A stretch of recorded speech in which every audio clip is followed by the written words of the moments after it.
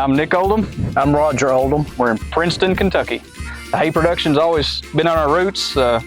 Great-grandfather that kind of started the farm. I'm sure he made many squares, but along the way we've all made hay, my father included.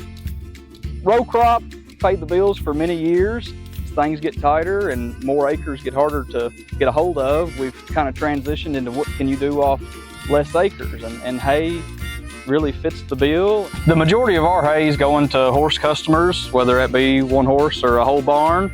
There is some small customers that feed some specialty cattle, you know, some show cattle or something like that. There is some goat customers, some goat dairies. We like to take them some good alfalfa when we get the chance. We try and make just all that's in demand here locally, and that's the big three hitters is orchard grass, pure timothy, pure alfalfa. We're shooting for the absolute best quality that this climate allows us to make. We have humidity and we have some challenges, but it allows us to make a good product. Everybody's looking for small stem, leaf retention, even if that's in a bale like this Timothy hay. We want good leaf retention here. You know, it's not just the alfalfa leaf that we're concentrating on. When we're cutting this immature, the best thing I've heard is some people say that stem's like an onion. You've got layers upon layers that are hiding moisture, and it's difficult to get out. We've got, you know, roller crimpers, we're tedding, we're rotary raking, we're doing everything we can, but at the end of the day, sometimes it just won't dry. We've messed up.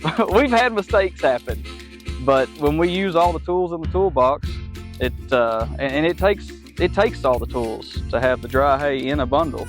It's very humid. A good baling day, if we can get down into the low 50s. Yeah, we'd like to go in the 40s. That's tough to do. Kentucky, to get below 40% humidity. Sometimes it happens.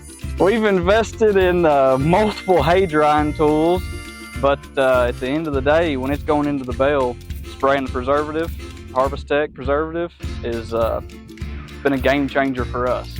All my buyers know that the hay is treated. They understand what the propionic acid is.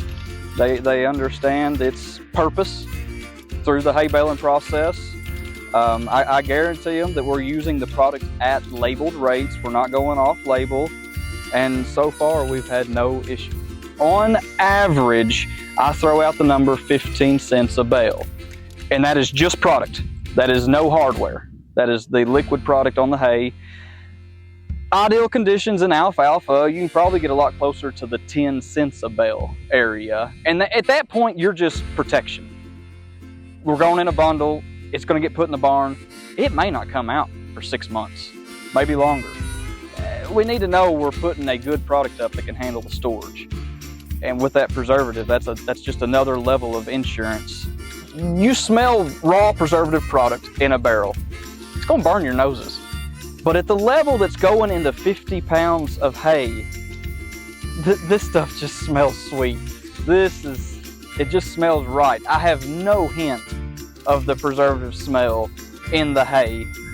Oh, I'd get the preservative. Because if it goes on a semi-truck, sits in that truck for a week or 2 weeks and heads south, you need that preservative if you're pushing the moisture content.